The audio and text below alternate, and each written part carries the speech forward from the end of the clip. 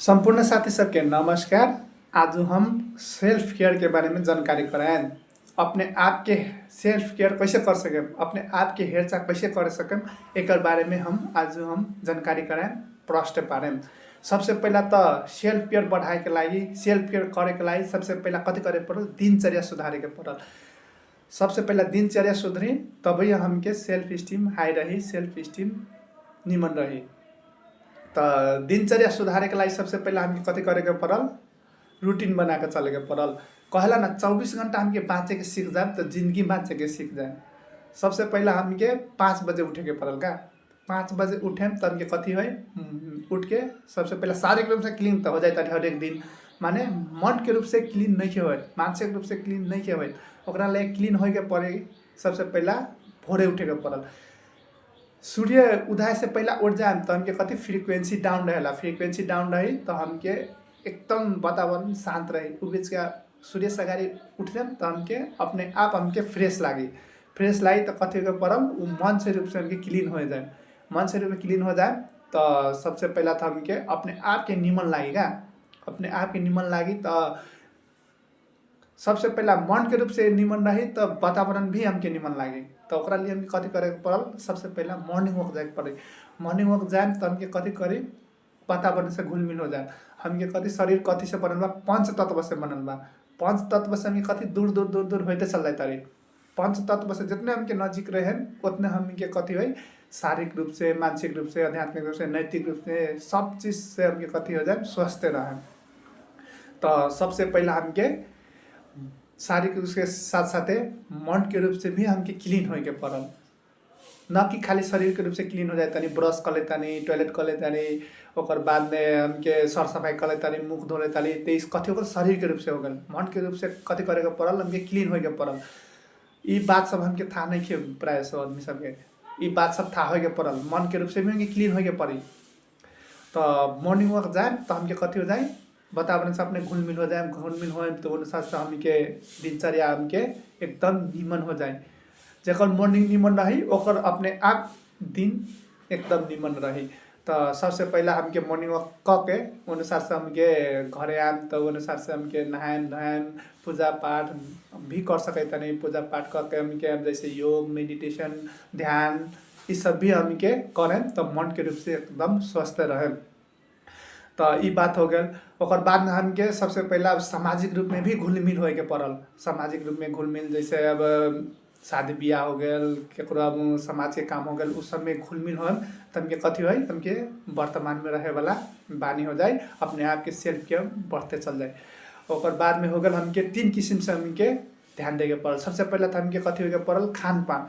हमके सबसे अपनी आदमी सबके खान पान ना निमन बा। खान पान निमन रही तो अपने आप हमके जैसन अन्न रही वैसन के हमके मन होई। जैसन के अन्न खराब रही वैसन के हमके मन भी खराब होते जाए। तो सबसे पहला कथी कर पड़ल, खाना। खाना में हमके एकदम बैलेंस डाइट ले तो उ अनुसार से हमके मन भी क्लीन रही, अनुसार से मन भी साफा रही। ओकर बाद में हो गल शारीरिक अब एक्सरसाइज सब हो गल। जैसे एक्सरसाइज मॉर्निंग वॉक जाम तो अपने आप जैसे बुलेम, चलेम, दौड़ेम तो अपने आप हमके कथी हो जाए, शारीरिक एक्सरसाइज भी हो जाए। ओकर साथ साथ भी हमके मतलब योगा भी कर सके तनी, एक्सरसाइज भी कर सके तनी। अब जैसन जैसन अपने के अबैता अनुसार से हमके एक्सरसाइज करें तो ठीक रही। शुरू में कथी कहली, खान पान, तो ओकर बाद में शारीरिक क्रियाकलाप होए के पड़ल। ये दूगो हो जाए तो हमके कथी होए के पड़ल, पर्याप्त निंद्रा होए के पड़ल।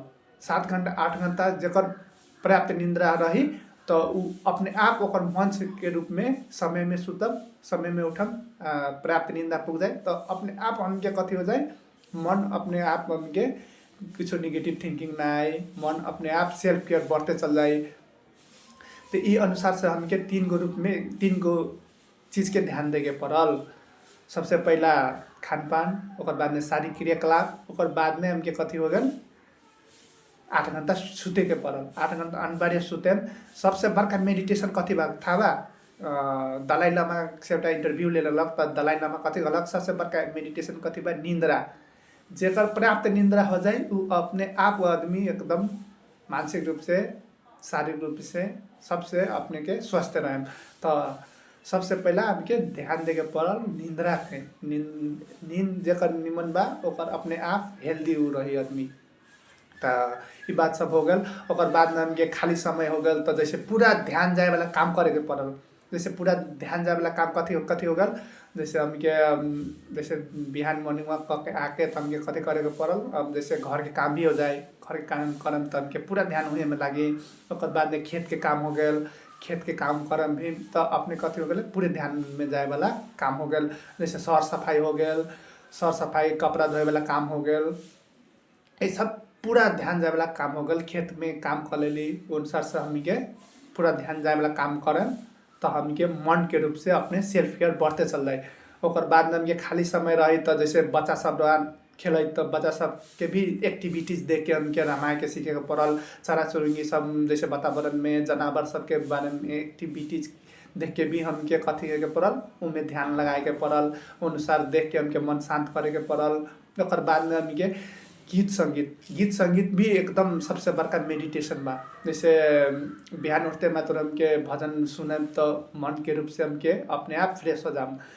जैसे मन पड़े वाला गीत सब हो गए, मन पड़े वाला गीत सब सुने तो हमके कथी अपने मन शांत हो जाए, उनमें पूरे ध्यान जाए तो अपने आप मतलब हमके ध्यान जाए तो कथी हो अनुसार के गुनगुना भी सके तारी। गुनगुनाएम गीत तो कथी हो जाए हमके रिलिक्स सब जन बा न मन पड़ी न तो अपने आप हमके मन प्रफुल्लित हो जाए। ओकर बाद में हमके साथी सबके भी मतलब संगत में जब जेकर निमन संगत बा ओकर संगत करके भी हमके रह सके तारी।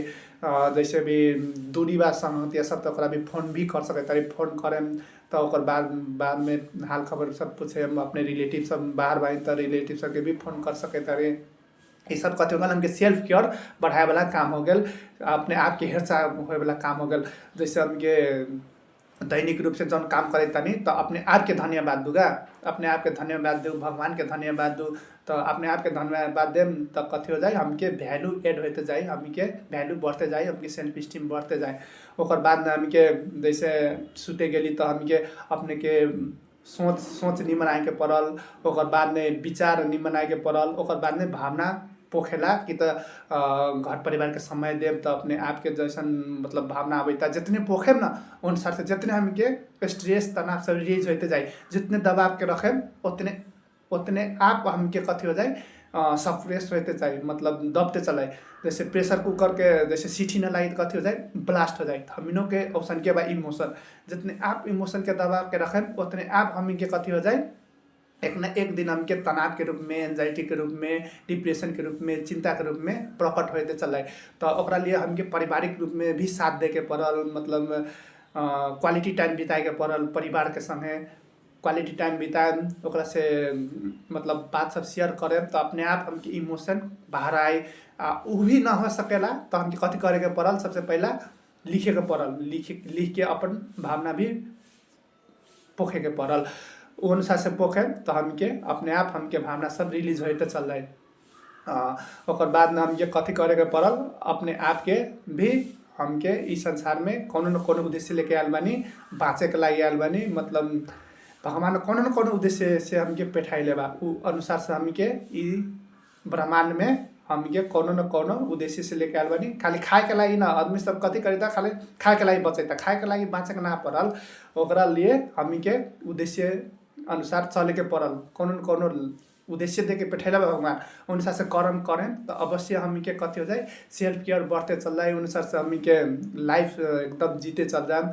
तो शुरू में हम कथी कहली अपने के दिनचर्या सुधारे के पड़ल। दिनचर्या जेकर निमन सही रही, परफेक्ट रही, वो आदमी के अपने आप सेल्फ स्टीम एकदम हाई रही, एकदम अपने आप के सेल्फ केयर कर सके तारी। ओकर बाद में हमके खान पान जैसन खाएम, जैसन अन्न रही वैसन के मन होई। ओकर बाद में कथी हो गल एक्सरसाइज करे के पड़ल। एक्सरसाइज मतलब काम नहीं के करे तो हमके जैसे एक्सरसाइज भी कर सके तारी, एक्सरसाइज हो के पड़ल डेली जिंदगी में। ओकर बाद में हमके पर्याप्त निंद्रा, सबसे बड़का चीज बा पर्याप्त निंद्रा, जेकर निमन सही बा ना वो अपने आप एकदम हेल्दी बा, मन के रूप से भी हेल्दी बा, मानसिक रूप से भी हेल्दी बा। वो अनुसार से हमके हेल्दी रहेम तो हमके दिनचर्या हमके जिंदगी ऐसा के निमन कटी निमन चली। तो ये वीडियो एकदम सुन देली, मतलब बात से विचार कर देम सुन देम तो एकदम हमके अपने आप जिंदगी सही से चले लगी। ई वीडियो के हमरा देख देली, मन पड़ा देली तो लाइक आ सब्सक्राइब कर दो। ऐसन के वीडियो सब आगामी दिन में भी हम अपने सबके लेके आएम। ऐसन के टॉपिक सब में अपने सबसे हम बात करें, अपन नॉलेज सब अपने सबके शेयर करें। ओकरा लागि एकदम धन्यवाद बा।